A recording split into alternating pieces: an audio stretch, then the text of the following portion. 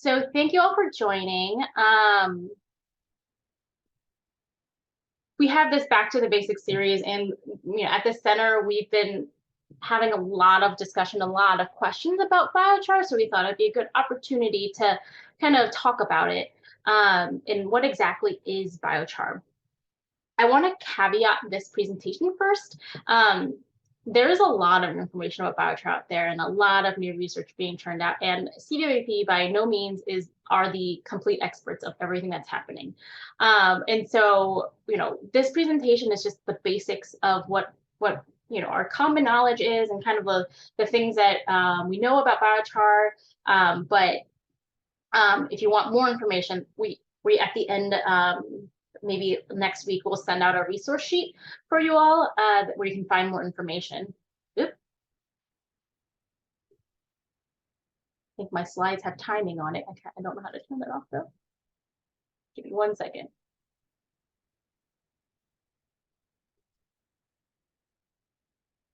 Okay.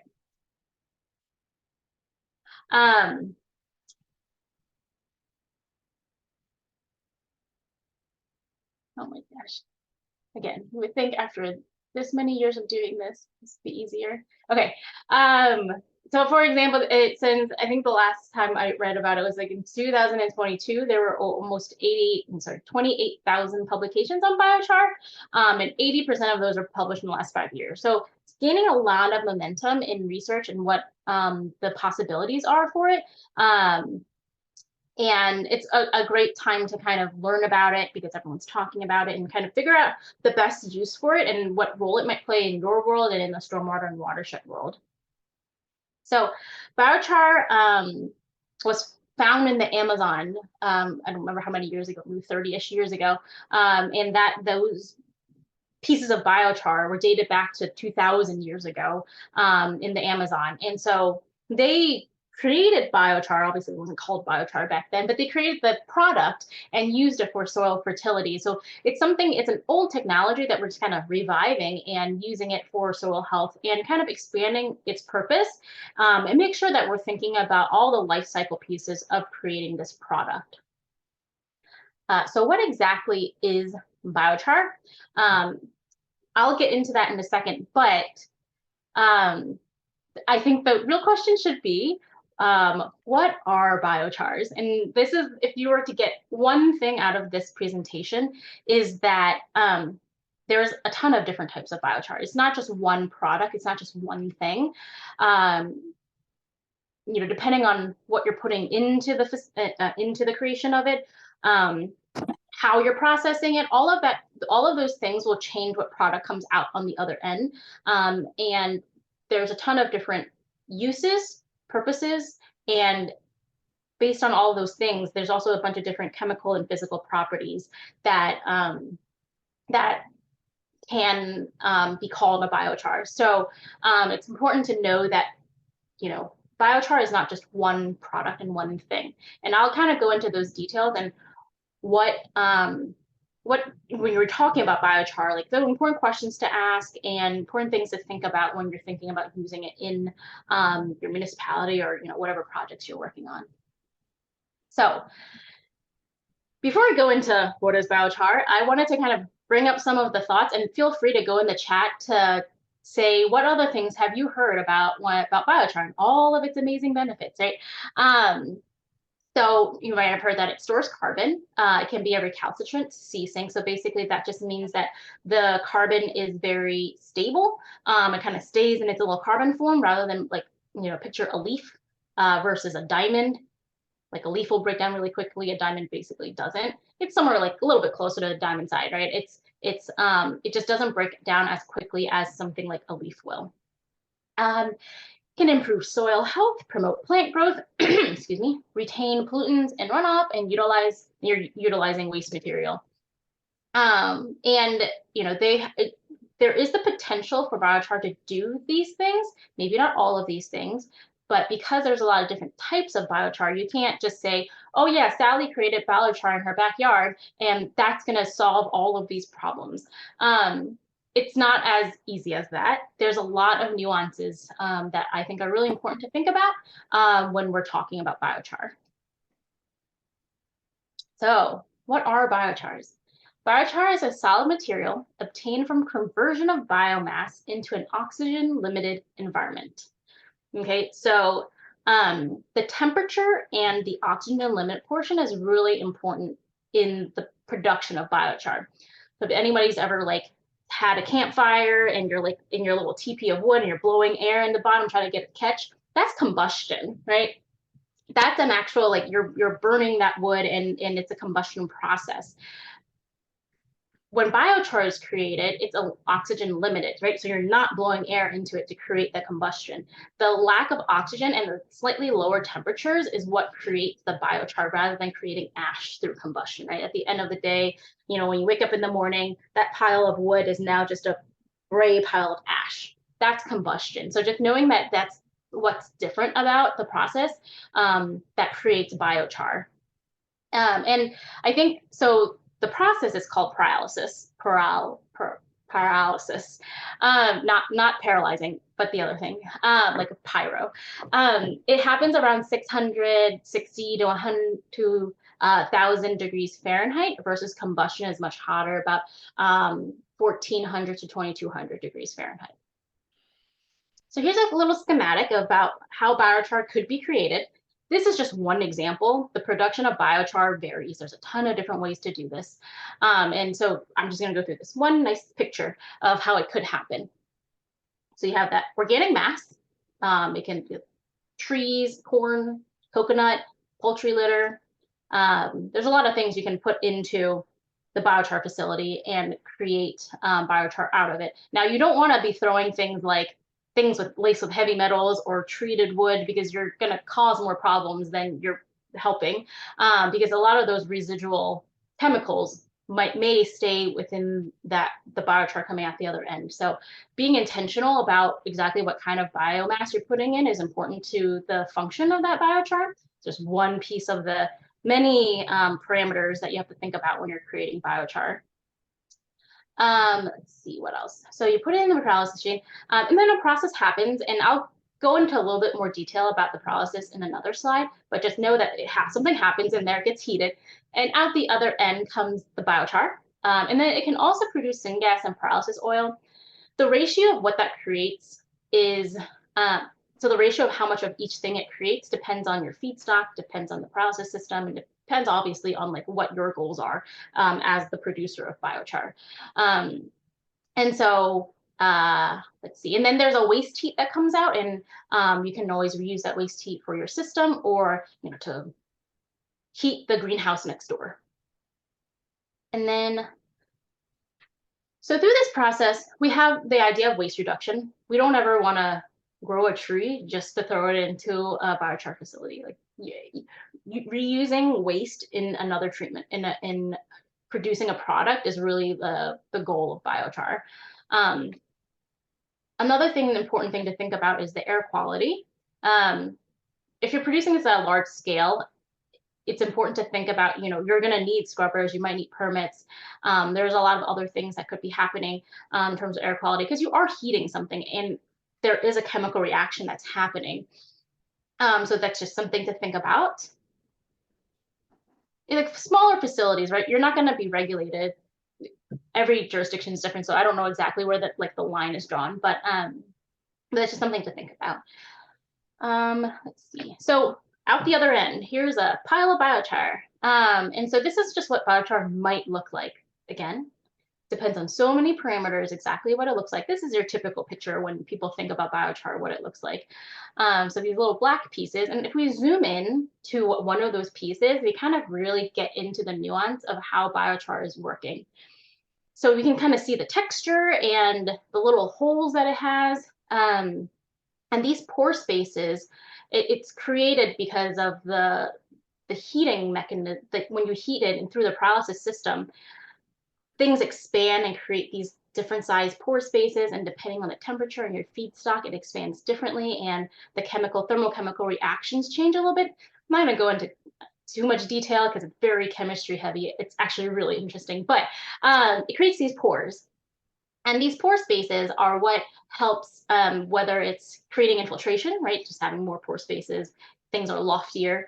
It helps with decreasing compaction because this is carbon, so it's a harder surface.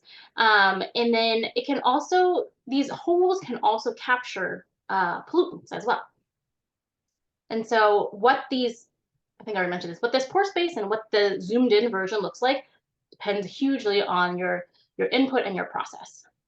And I'll get into that in a little bit more later. Okay, off of this slide. So next is one question that people, so there was the ability for you to ask questions when you sign up for this. And so I try to address some of them through this presentation. And one of them I think that a lot of people ask is, why is biochar carbon negative? So this is kind of an example life cycle of biochar. The ratio of everything going in, coming out is not exactly to scale because it depends on your facility, right? But you start on the top, let me see if I can get my pointer. You start on this top left, right? It's a plant, it's a biomass. So you're photosynthesizing, removing carbon dioxide from the air and into your plant mass, and then you collect that plant mass and whatever you want to, mix in and throw into your pyrolysis machine, throw it in.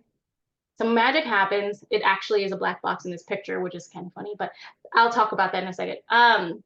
And then you have your outputs, right? You have the bio oil, syngas, and then the process heat. And all of this can be reused as energy, but that will obviously produce carbon dioxide emissions, right? You're, again, going to be burning something. So that does get released. And then, but the biochar itself, that black piece of charcoal-like substance, can be used as a soil amendment, and you put it into the ground. And that is where the carbon is stored because it's recalcitrant, simply the way that the thermochemical reactions to the carbon that is in your biomass, it creates these cyclical carbon pieces that are really hard to break down. And it will slowly break down, right? It will at some point mineralize and create carbon within the soil column, but the process of that happening relative to the amount of carbon available, it's a much lower ratio of actual transport of carbon versus the stuff that's stored. And so that's really where the carbon negative piece comes from, because you're storing it in the ground. And just like the example in the Amazon, it was 2,000, I think 2,500 years is what they dated that biochar to be. So it's still there. It's still a little piece of black carbon. And so a lot of that carbon removal happens at this point. Okay, another question questions that were asked is, how much biochar do I need for blank? I have no idea. And I say this only because, and I think you guys probably can figure out what I'm going to say next, is that it depends on so many things. What type of biochar do you have, or do you have access to? If you don't have access to it, then we have to talk about like where can you get biochar from? Then like, what do you need it for? What are your goals in your project? What pollutants are you looking at? Or what is, have you done your soil texture test? What have you done your like nutrient test on your soil? Soil properties. There's a lot of questions that kind of need to be answered, because there's no one biochar. There's no one way to use it, because there's so many different types of biochar. And so one of the big things that I think as our biochar world we like to talk about is using the right source, the right place, and the right use. This is from Kristen Tripp at USD, and she did a great presentation on biochar with the USBI's presentation on the NRCS code for carbon soil amendment, I think. Her last one is rate, but we changed it to use, because for the grander scheme of things, using it in the correct reason is really important. So it kind of like, when you put down a fertilizer, it depends on what your soil needs, right? If your soils have really high phosphorus, you're not going to put in a fertilizer that has high phosphorus. So it's kind of like that mentality. If you're putting it in a bioretention, you probably don't want to use a biochar that has high nutrients if nitrogen and phosphorus is your pollutant of concern. You might want to use a wood-based biochar because that has much less nitrogen and phosphorus into your bioretention. So you don't want to add, add a poultry waste biochar into it because that has a lot of residual nitrogen and phosphorus in there, and you're just creating more pollutants by throwing it into that biochar. I mean, that bioretention. So it's just really important what your priorities are in which biochar you should be using. And I will say, like, I have a garden outside. I can just go to Home Depot, buy some biochar, mix it in. That's cool, that's fine. But when you're talking about a larger scale, we have to be very intentional about what our goals are to make sure that we're not making more problems for ourselves than we're solving. So the idea that not all biochar performs the same, really, a lot of it comes from these parameters, and most of it is in the production process. So first, we have feedstock. So what exactly is going in, right? Like I said, you can have poultry litter, you can have trees. You get different types of trees will produce different types of biochar as well. Something that's a hardwood versus softwood. There's a lot of different things. Or if it like what's another, like walnut shells or coconut shells, all of that will be a little bit different. And then even the size of the feedstock that you're putting in will change the quality of the biochar on the other end. A feedstock that is more homogeneous creates a cleaner or more homogeneous product. That makes sense, right? Like if you throw in large chunks and small chunks, what comes out might be large chunks and small chunks. But if it's homogeneous, this mixing process makes it a little bit easier to evenly process each little bit. The heating rate, the pressure, the highest temperature, the reaction vessel. So that's actually like, so a pyrolysis machine kind of it could look like an incinerator, like a little, they're different sizes. It's a vessel that creates a lot of heat. There's like upflow ones and downflow ones, and it's a whole thing. And I'm not going to go into detail about pyrolysis machines. And how that vessel is structured obviously will change how the pyrolysis happens. And then, if you're actually pre-treating the stuff coming out, and then the reaction time. So how long is that biomass in the pyrolysis machine for? That will change what comes out of it as well. So this is just an example of different types of biochar and, kind of what it looks like. There's some turkey litter. This is pine chips. You can see like this wood one, much larger pieces, right? That's probably because the input was larger pieces.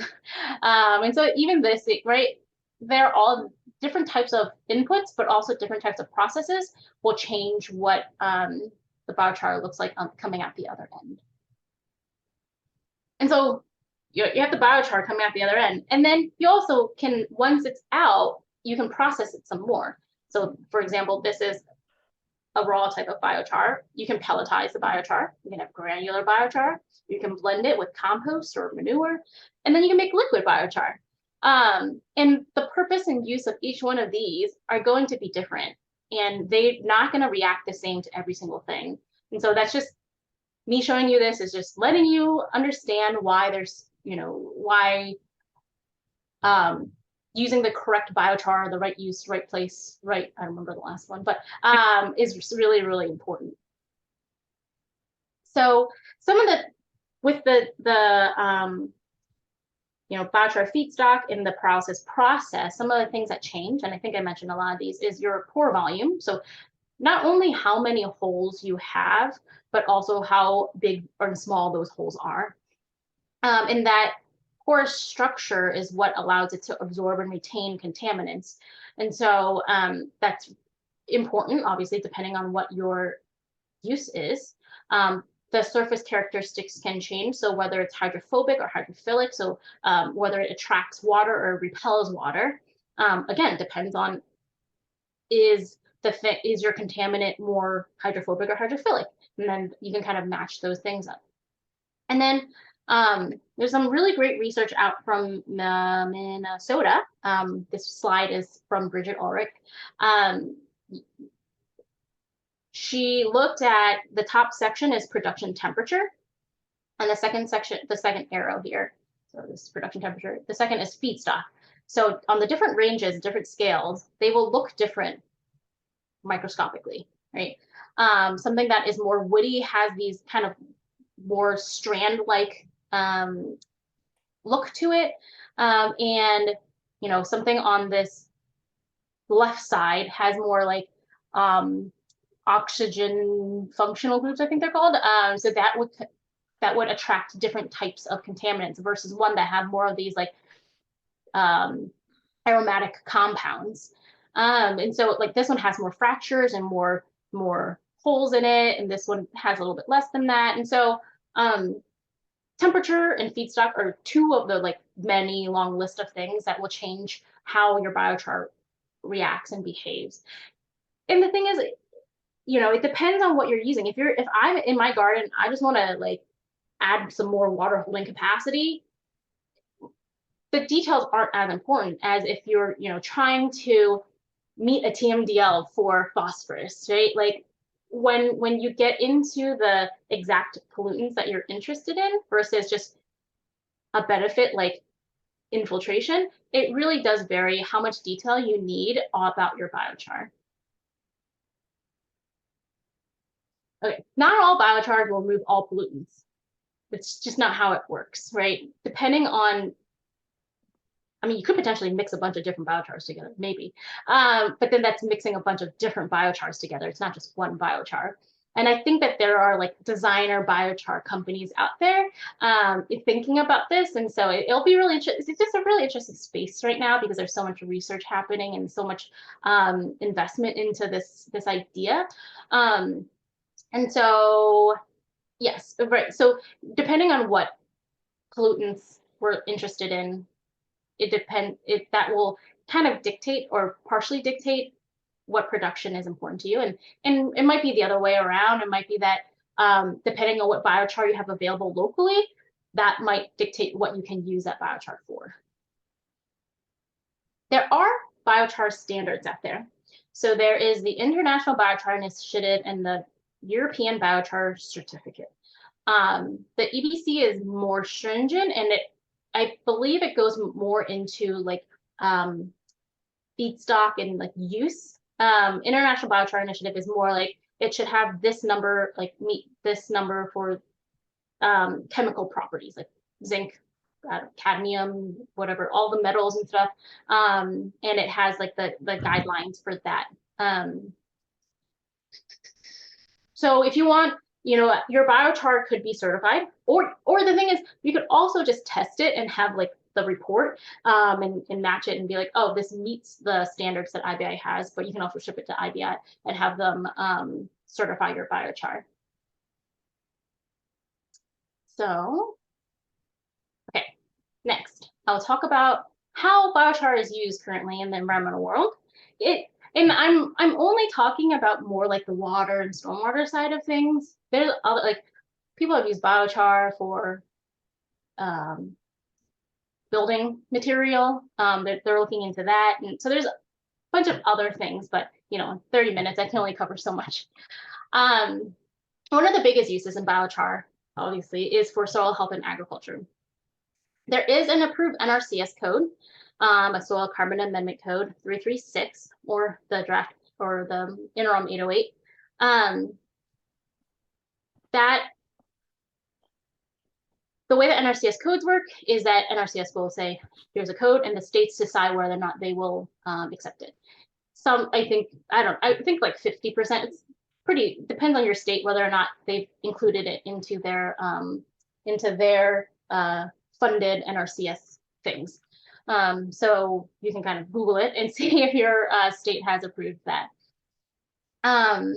There's been some research with bioreactors and biochar, and then out in the Pacific Northwest, and I saw in the comments somebody is from Oregon. So they've done a lot of really awesome work in biochar and helping people bridge the gap of knowledge in biochar and help make decisions about it. And the Biochar Atlas, I put USDA, but I actually probably should have taken that off. I'm not 100%. I think it was funded through them, but they have really great resources. And this is unfortunately specific to the Pacific Northwest, but you can kind of go through it and see get some ideas of biochar and their uses and purposes. And they have a lot of different tools for biochar selection. And so a really great resource. And then the Web Soil Survey actually has, for those that have used Web Soil Survey, preface, anyone that has used it should know that it's a grand overview of soils in the US. In like specific tiny areas, it's not the best, it's not the most accurate. And so just putting that caveat out there. But there is this, now it's added a dynamic soil property response to biochar. And so I think this is USDA, right? USDA kind of did a mapping, and it's based on different parameters, kind of like slope, I think is one of them, soil type, about whether or not it would have a good response to include biochar in it. And then USBI had a ton of resources. It's basically where I find all my information about biochar. They created a biochar guide for agricultural applications. This is also translated into Spanish, I believe, which is great. And they just, and it's not just agriculture, it's all biochar things related. They have a really great resource, and they have a lot of their, they had a biochar conference, and they have a lot of webinars or webcasts, and a lot of them are posted on their website or on YouTube. So it's a great place to kind of learn a little bit more about all things biochar. One of the other things is I have seen them use in like ponds and lakes to capture phosphorus or heavy metals. Prison Hydro is a great resource for that. They've done a lot of that research in the New Jersey-ish area. And then some other applications is soil profile rebuilding. That picture on the right is, there's no biochar in it, unfortunately, but it's kind of what the idea of what biochar could be doing. The image is from DOE, Cecilia Lane is doing a lot of that, pushing that effort in DC. And this is more for the urban environment, right? So we have the ag environment where we're using it to increase crop growth and crop yield and water retention. But in the urban setting, what you can use biochar for, a specific type of biochar, is to increase infiltration, decrease compaction, improve tree growth. And so in this area, it's this, they kept trying to seed it, it kept getting eroded, and there were just so many issues. And eventually they went in and did some soil profile rebuilding. And I don't remember exactly what they did there. I think they decompacted the soil so that grass could grow better. And biochar could be incorporated into this to help keep the infiltration rate within this lawn area. And one other thing that I thought was really interesting is that there's research out of the University of Delaware that biochar in the soil setting, it takes a little bit to really activate. They found that when they were mixing it in, it took, I think, 3 years to really kind of see that infiltration rate stabilize, because what happens is that the biochar creates these aggregates within the soil. And so it kind of creates these like lumps. That's what I visualize in my head, lumps. And so this fractures and this cracking in the soil column to allow for water to keep infiltrating. And it takes time for the microbes and all the things in the soil to really activate with that biochar to create those fractures in the soil. So just something to think about. And the space that the center works a lot with biochar is in stormwater best management practices, or you can call them green infrastructure, LID, nature-based solutions, whatever your jurisdiction may call them. So things like fire retention, green roofs, structural soils, and it can increase the water holding capacity. So this applies for ag fields too. So it helps the plant growth because you're holding a little bit more water in your soil column. Fire retention media is known to be very sandy, at least on the East Coast, and your plants have to be pretty drought tolerant for them to thrive in a bioretention because it might not rain. But the biochar has been shown to kind of help buffer that a little bit. It can improve your infiltration rate, and like I said, it support plant growth, and can remove some pollutants. It really depends on what pollutant you're looking at. Like I know that some research out in UCLA has shown that smaller pieces of biochar are better at bacteria removal. Bigger pieces are better for nutrients. So in the Chesapeake Bay, with the University of Delaware's research, they really are like, we care about nitrogen and phosphorus, and increasing infiltration rate has really, so in turn, reducing the runoff reduction as like a volume reduction is really where you're seeing the calculation reductions in terms of load removal. Okay, so a few other things that I've heard biochar be used for is stormwater reuse for drinking water. This research is out of Stanford, I think, yeah.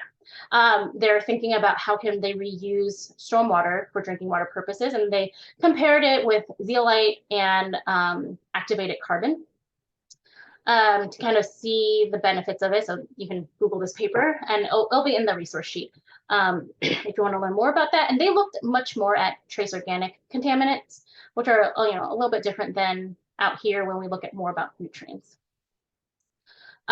Livestock feed, I've mentioned concrete additives, manure composting, bioremediation or phytoremediation, so like any kind of remediation, soil remediation. I think they've been looking at it to remediate dredge material or like acid mines. Then obviously waste management, and then the byproduct can be renewable energy as well, right? There are like ideas of waste to energy converters, and you can take your waste food and through a ton of different processes, whether it's anaerobic digestion or a gasifier, you could at the other end create some sort of energy product. So, once you create all that biochar, all the other stuff that comes out of it, you can also use it for energy. So that is my last slide about the basics of biochar.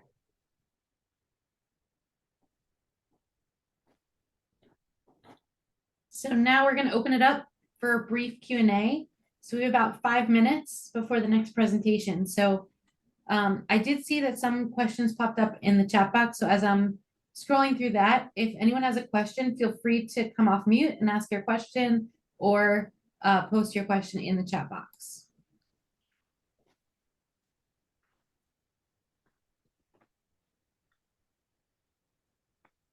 I see one question was, is biochar related to activated carbon? Yeah, I think it is similar, but activated carbon is much more specific as a thing, and it's not carbon negative. It takes more processing to create that, the exact same thing, right? It's like your Brita filter. And I would say activated carbon is much, very specific as to the properties and exactly what it does and what it is than biochar. I would say like biochar is like the poor man's activated carbon.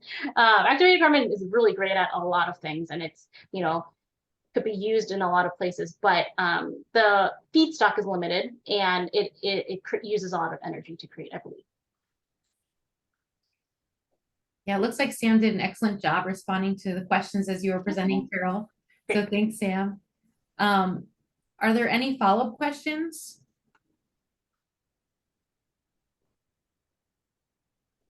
I think there was one.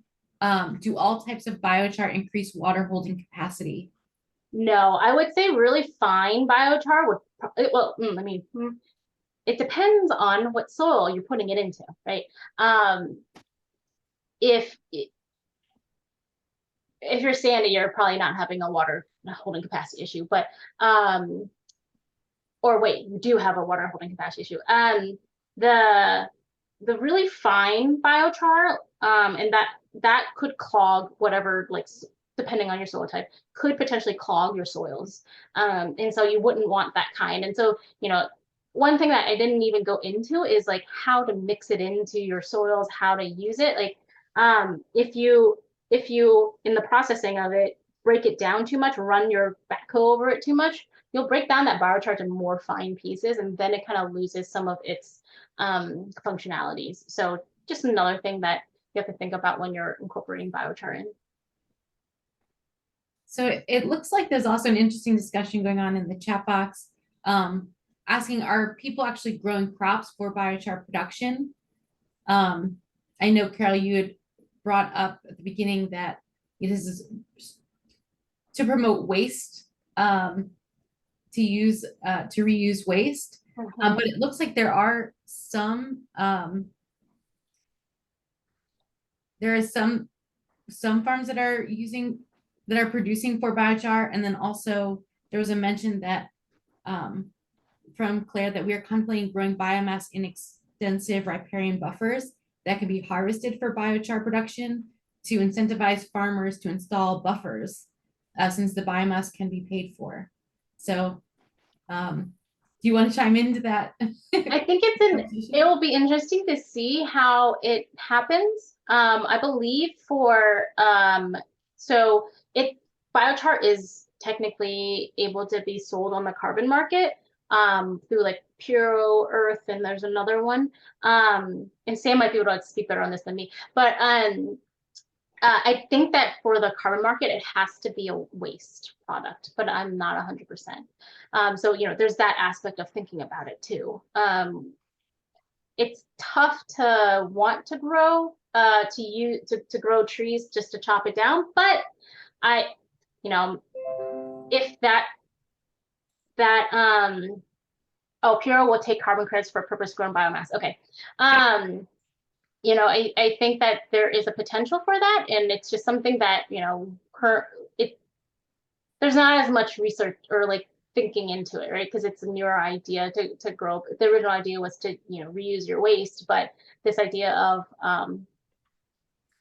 using biomass, we do it for energy production, right? Like they grow corn, they're growing a bunch of there's other types of woody material that is grown out more like on the West Coast, but and to be used for energy. So what's to stop us from producing biochar? Any other questions for Carol?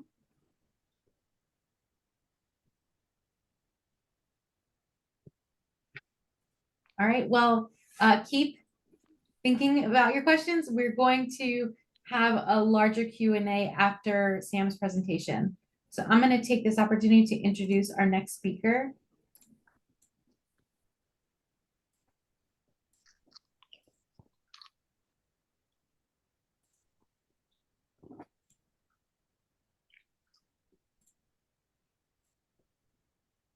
So next we're going to be hearing from Sam Dunlap. He's the founder slash owner of Carbon Harvest LLC. And it was founded, or he founded the company in 2020 with the mission of creating soil amendment products that impact climate change by diverting waste, removing carbon from the atmosphere, and using it to restore soils and healthy ecosystem functions. He stewarded the creation of the Cincinnati Biochar Project, or also known as CBP, which received a $400,000 grant from Bloomberg Philanthropies. Sorry. His company was selected as the operator and manager for the CBP, which is slated to begin production in 2024. The project addresses environmental justice, citywide sustainability goals, urban canopy and woodland restoration, waste reduction, climate resiliency, and youth education workforce development through an elegant and collaborative solution. Sam's background is in sustainable agriculture, urban agriculture, and farming education.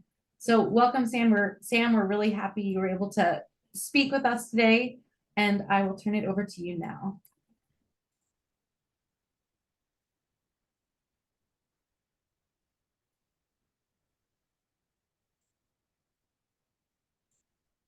All right, thank you so much. Now that I pull my screen up, I lost there we go. There's the presentation. Okay, can you hear me okay?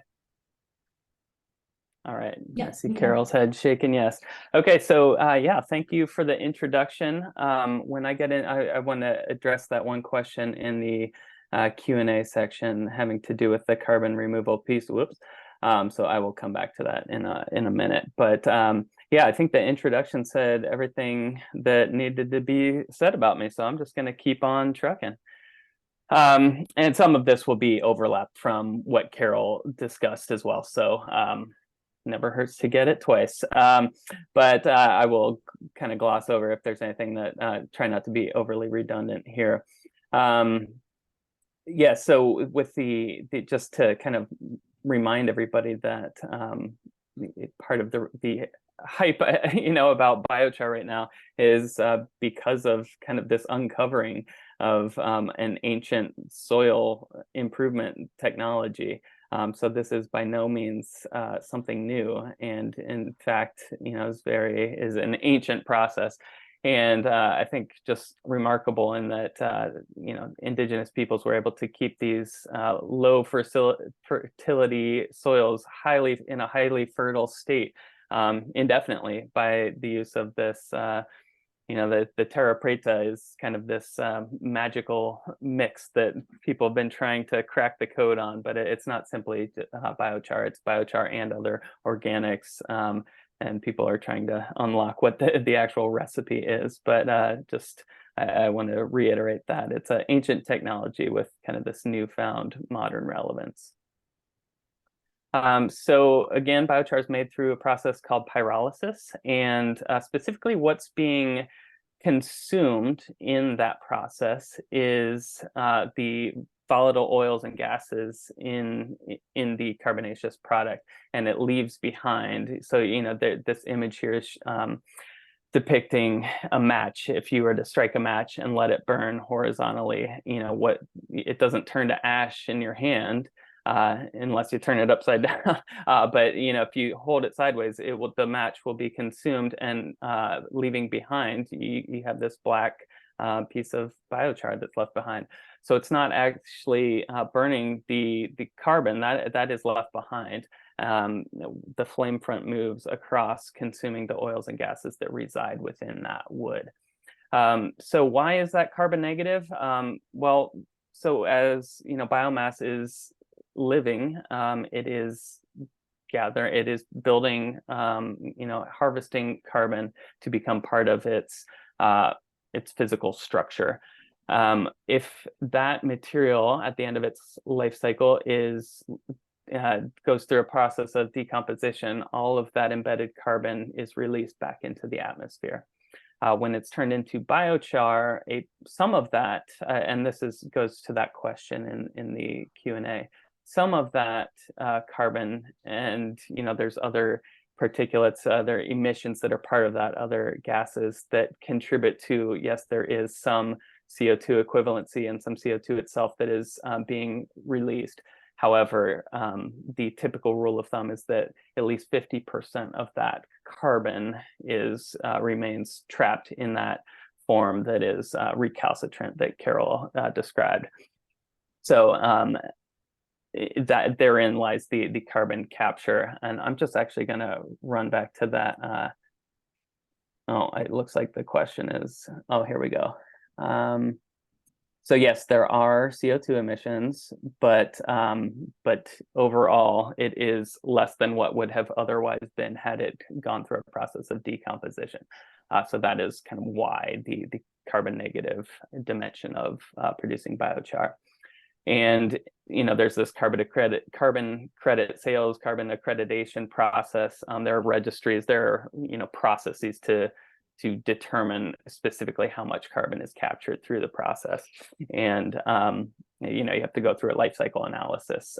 So it's very scientific and rigorous to determine how much carbon you're able to sell as part of your biochar production operation.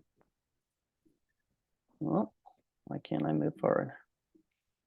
There we go. Okay, so in 2018, I believe it was, the city of Stockholm, Sweden, started a municipal biochar project. And as far as I know, this was the first in the world. It's certainly the most kind of spoken about, sort of the benchmark for municipal biochar. Let me get rid of this here. Municipal biochar projects. And essentially what they do, and what the project kind of was founded upon, was taking municipal and residential yard waste, turning that into biochar through this pyrolysis process, in which, so they have district heating in Stockholm, so they are able to tap that waste heat that Carol mentioned as a possibility through, you're generating a lot of heat in the process of pyrolysis, and you certainly want to try as best as possible to capture that heat and put it to some other use rather than just kind of, letting it dissipate. So they are able to tap that in their district heating system. Just kind of a side note there, but then use that biochar to apply to soil. And one of the kind of things, and I'll come back to this, but that has really sort of been a hallmark of the Stockholm Biochar project is the Stockholm tree pits. But essentially it's a water filtration and tree intervention kind of all in one. So it's kind of a unique and cool thing that they're known for. And I'll come back to that a little bit later. There was something else I wanted to mention about that heat value that was part of that Q&A question, actually. So I'm just going to run back to that.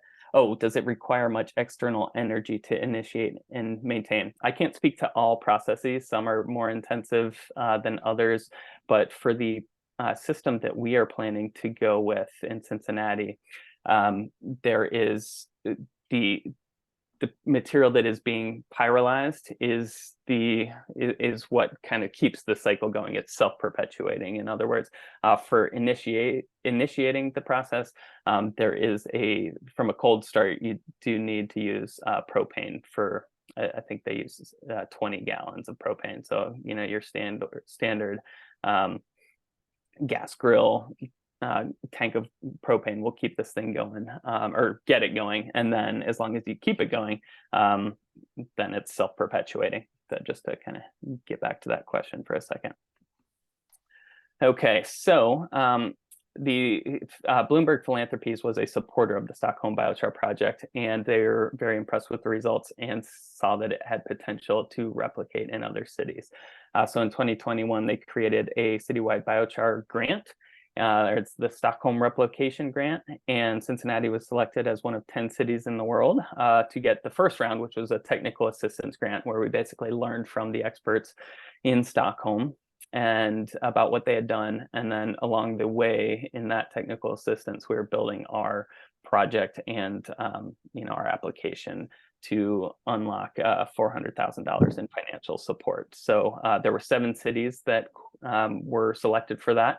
3 of them US, 4 of them European. The other 2 cities in the US are Lincoln, Nebraska, and Minneapolis, Minnesota. So in Cincinnati, we have what's called, this is just kind of a newly updated in 2023, the Green Cincinnati Plan, and it's basically our city's roadmap for sustainability. That touches on a lot of key areas as depicted here. But essentially what we intend to do is use biochar as part of the strategy to meeting some of these goals of the Green Cincinnati Plan. So specifically, use it for urban canopy, both kind of restoration and expansion, stormwater management, waste reduction, emissions reduction, local food production and urban gardening, and just overall climate resilience by virtue of those activities. So kind of the key to the project, kind of the key operating principle here is turning waste into resource, revenue, and resilience. I'm going to move this down, see if that's more helpful. So what how the project works is we'll take wood chips from the Parks Department and other tree companies if we need to supplement that feedstock source. We will turn it into biochar on a piece of Parks property. This is a project that's through the Cincinnati Parks Department.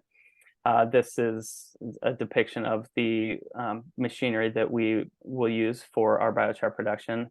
This is and it's just depicted 2 different ways here. We're just using one of these. It's called the PRD, the pyrolyzing rotary drum.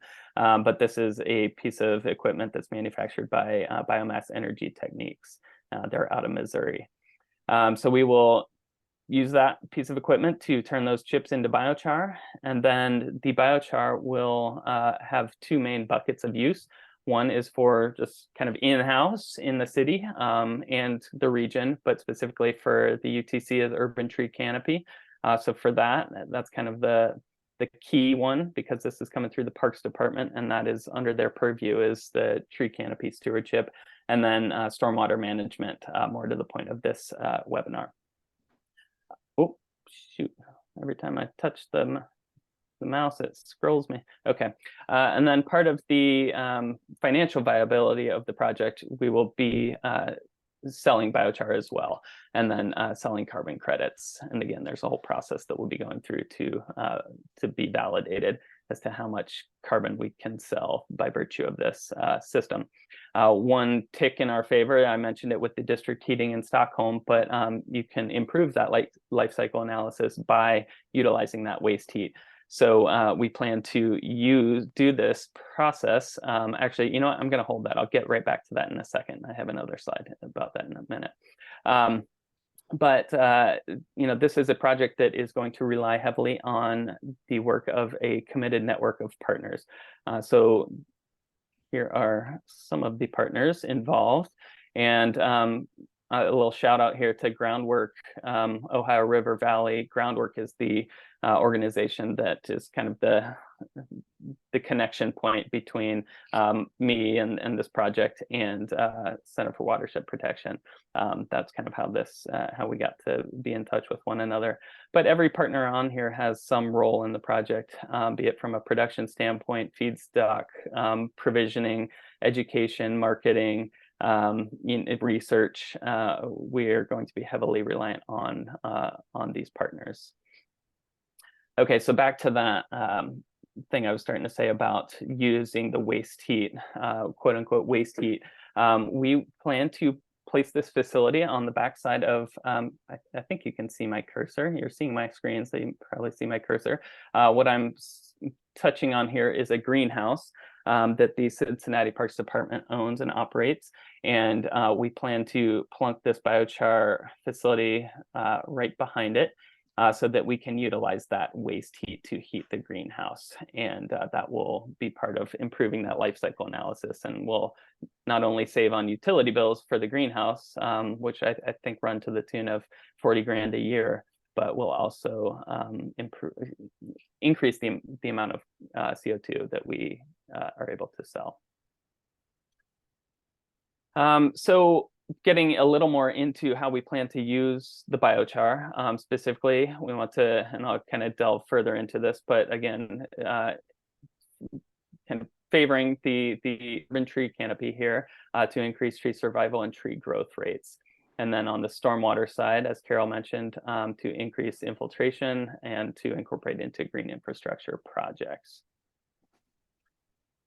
So on the urban tree canopy side, you know, there's an environmental justice component to this project. You know, I'm sure everyone on this webinar is familiar with the urban heat island effect and the fact that it tends to impact disadvantaged communities more heavily. So Cincinnati and the Office of Environment and Sustainability has been doing some intensive and extensive heat mapping work to understand what those heat islands look like across the city. And then the Parks Department simultaneously has been doing an inventory, the urban tree canopy inventory. And together those things generate the tree planting goals through 2030. So this is a map that you can go, this is kind of the Parks Department's tree planting database, where you can see by neighborhood, there's 52 neighborhoods in Cincinnati, what the tree stats are for that neighborhood and what the planting goals, you know, it's got impervious surface, canopy potential, pervious, it's got all sorts of cool data on here. So that's what we're using to inform where the tree planting goals are. And then, you know, it's not easy to establish trees in an urban environment. This is a little depiction from Carbon Gold, but I think our metric in Cincinnati is typically 20 to 25% versus 30, but a significant portion of young trees, new trees that are planted each year die. And it's because, you know, they call it, the Parks Department has jurisdiction over the right of way between the sidewalk and the street, and they call it the death strip. So anything we can do to improve tree survival rates in that space can have cost savings benefits, but also really help move the needle on the tree planting goals. So in come biochar. So taking Stockholm as a model, we plan to use the biochar to further that effort to increase the urban tree canopy. And just to get back to that Stockholm tree pit concept for a moment, I love the idea that every tree planted is also a stormwater intervention. So we look at these things and these goals as kind of distinct, tree planting, stormwater management, but in reality, they are interwoven and interrelated. And so I like trying to remember that and think about it that way. And this is it's just very much the case in this specific design example, wherein there is basically this happens in a sidewalk setting, but they use pervious pavement and create this, essentially it's an underground vault where it's accomplishing stormwater detention, filtration, and then it's also a tree planting pit and full of helpful mycorrhizae that are just kind of running wild through this biochar gravel compost mix that they've developed. So shifting over to the stormwater side, biochar can be used to impact both quality and quantity. For us, it's going to be more of a quantity issue, and it really depends on, again, coming back to Carol's point, where you are, what your goals are. But biochar can be effective for both of these things. And I just want to, for the slides to come, I want to give credit to where credit's due to Paul Imhoff, who's at University of Delaware, and Chuck Hegberg, because I'm definitely pulling material from those guys. So don't want to claim otherwise here. So again, to Carol's point, biochar is not a single thing, it's many things. There are biochars and they can be effective for different purposes. So this is based on different kinds of biochar, but essentially you can create a biochar to remove different kinds of new contaminants. And this is just a kind of a meta-analysis that shows that biochars can be effective for most pollutants that have been investigated, again, depending on the feedstock and all those parameters that Carol already spoke of. And generally, when it comes to green infrastructure and watersheds, as the soil impacts increase, become heavier on this scale that we're looking at, the watershed impacts go up. So I think that's fairly intuitive, but helpful just to register here and to think about these soil impacts, the impact that biochar can have on each one of these things. And so this University of Delaware study compared using biochar amendment to 23 other green infrastructure practices and found that it's cheaper than all but 3. And those 3 other ones were erosion and sediment control, street sweeping, and urban grass buffers. So to compare it to the grass buffers, biochar came in at something like $26,000 grass buffers came in at $26,000 and change per impervious acre treated. So biochar came in just over $5,000 more than that. But in an urban setting where the amount of space that is taken up could be highly important, biochar takes that amendment can treat a far greater amount of impervious space in a smaller space. So 0.12 acres to treat one impervious acre versus 3.7 for urban grass buffers. And you get this, you get the removal of nutrients and sediments at 83%. So it could be a much more feasible option in these land restricted spaces. So just some of the recommendations on urban stormwater BMPs. These are different places in which you could incorporate biochar. Pop in at somebody and let me know if I'm doing okay on time. I forgot to set my timer, but I'm just going to keep going unless, maybe pop in and give me a... You're doing good. Okay, cool. So we're going to talk about filter strips here next. This is, again, through the University of Delaware in a project. Let me move this thing around again. So You can see the reading under there, but along a highway, amending the existing soil with 2% and 4% by mass biochar to a depth of 12 inches. Okay, so you can see that with the 2% biochar, it increased annual infiltration between 53 and 80%. And so, and also increased the water holding capacity by nearly 30%. So as I understand it, that was kind of more slightly on the sandy side that Carol mentioned. That is where you're going to be interested in really increasing that water holding capacity, and also increasing the redox potential. So that potential for denitrification, just longer residence time for that process to happen. And that's all the more because soil stayed warmer in winter, cooler in summer, making them more conducive to that biology over a longer period of time for that denitrification to happen. And over the control, the control was just tillage, but that had some impact, but recompaction happened rather quickly. So you can see after 2 years, that the strip that was just tilled was really almost back to where it began. And so biochar amendment came out with 10 times larger saturated hydraulic conductivity after those 2 years. So it sticks around. Looking at a single storm event, over the control, biochar amended soil attenuated the peak flow by 77%.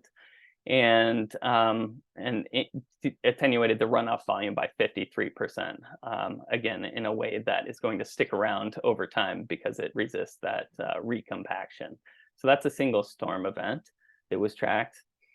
And then just looking at, this box keeps inconveniently being in the way here, but this is looking at 84 storms, and I think it says over the course of, over 2 different years.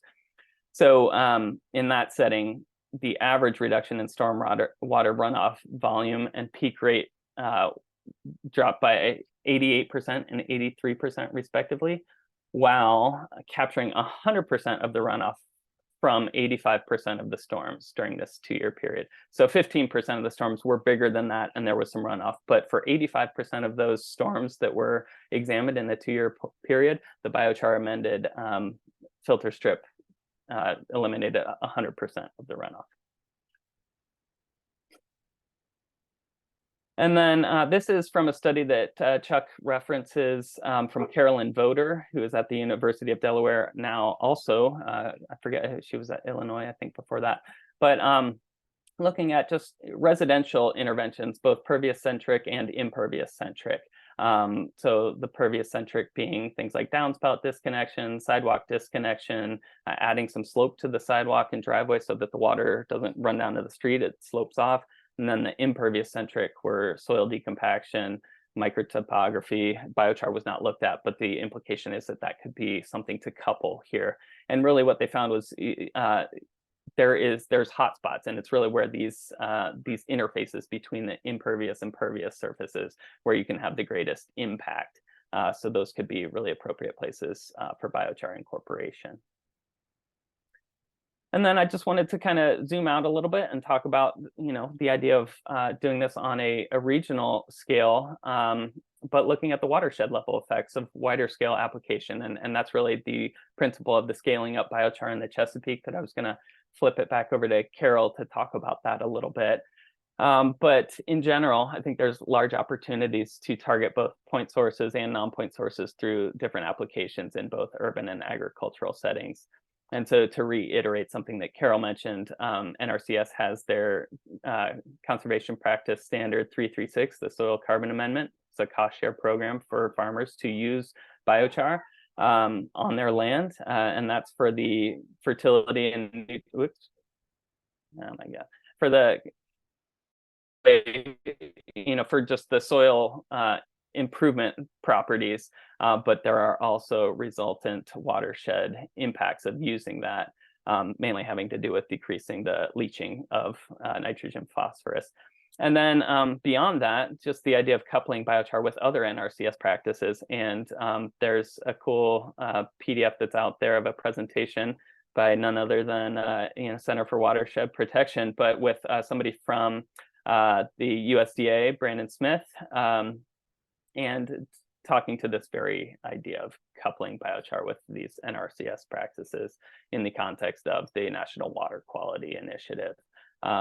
So I think there's some really interesting ways to look at this from a regional scale. And lastly, just want to, you guys reminded me that there'll be some resources coming around next week, so I can, I know somebody in the chat asked about this. I can look up some of those references that I mentioned in there and put those in the resources sheet for next week. But with that, I'd like to thank you for your time and flip it back over to Carol to just, wanted to reemphasize that biochar is not a silver bullet. Its effectiveness depends on the goals, and there's no one size fits all biochar. And so I wanted, when Carol and I were prepping for this, mentioned that I would send it back to her to discuss some recommendations that came out of what's called the STAC. That I forget what that, you can remind us what that acronym stands for, Carol, but there was some recommendations having to do with what kind of biochar would be appropriate in the Chesapeake for this current iteration and why. So with that, I'll stop my share and turn it back over to you. Thanks. Yeah, I wanted to, there's the case study that of what Sam is doing in Cincinnati, and then the Chesapeake Bay also has one. And I just want to quickly cover that because we aren't, it's not a national, webcast, and there's people from all over. So, and I did see in the chat there was a comment about biochar, local biochar sources, and so I haven't quite figured that one out yet, but we're still working on it. But I just want to talk a little bit about the what's happening in the Chesapeake. So I'm just going to share my screen real quick. All right. So I'm going to skip that. There we go. One of the projects that CWP is currently funded for is through the oh, I haven't shared yet. Now you're sharing your screen. Okay, perfect.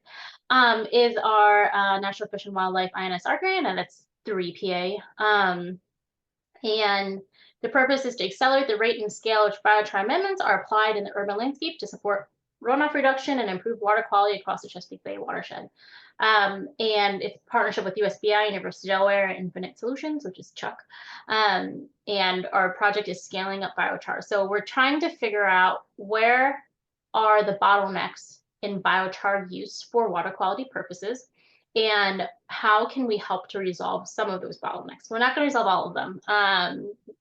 It is a finite amount of time and money, but we're going to try to figure out, and a lot of the information is available and it's out there, right? Like Peter was asking a lot about water holding capacity. Information is out there, but it's so hard to take the thousands of papers and aggregate it into one understandable thing. And with our presentation, you can see that even if you aggregate all of it, let's just say water holding capacity and all the research that's out there that's done it, you can't tell what you have to look into what type of biochar did they use to make have those results. And so our goal is to be specific about for stormwater and in the Chesapeake Bay, we care about nitrogen and phosphorus. For those goals, what is necessary and what is needed, and then creating specs for that in partnership with this project with the INSR grant. There was a STAC meeting. STAC stands for Science and Technical Advisory Committee, I think. All Chesapeake Bay acronyms. The meeting is not that super important, but we will share this website about the findings and what we're probably going to do for the STAC meeting. So it's basically, how do you credit biochar in the Chesapeake? Because in the Chesapeake Bay, we have this TMDL, and it's all about credits, and it's all about your nitrogen and phosphorus reduction. And so right now, biochar is not accredited BMP. So what can we do to make it accredited BMP? And through the STAC meeting, the report the literature review is out. I think the final report will probably be out in like a month-ish. Through those conversations, getting it credited as a soil amendment and as a additive to a bioretention are the 2 routes that are likely going to happen. And this is for the urban setting. For the ag setting, it's a little bit different because it is an NRCS code, so you can already use it. And so that's just kind of where we are currently. And, a lot of the questions that people are asking, we're trying to hone in on the details that are important to us and important to the Chesapeake Bay to be able to answer some of those questions. And we are looking for projects that need biochar, and it has to be in the Chesapeake Bay, in urban setting, and kind of figuring out, the things that are missing or the information that a municipality might need to really use biochar, and then creating a spec in terms of like what size, what feedstock do we need for specifically putting into bioretention? And it's a little bit more lax when you're talking about soil amendment, right? If you're talking about soil profile rebuilding, the nitrogen and phosphorus might not be as important because compost is a BMP, right, to help with tree growth. And so where do we find, where can we best write the specs to make it accessible? And like there is a biochar out there for that, and then like how can we make it useful for other purposes like soil amendment, or tree planting or conservation landscaping. So that's where we are in the Chesapeake Bay. Just one piece of it. There's a ton of work being done out there. We're just one small sliver of the biochar work that's happening around here.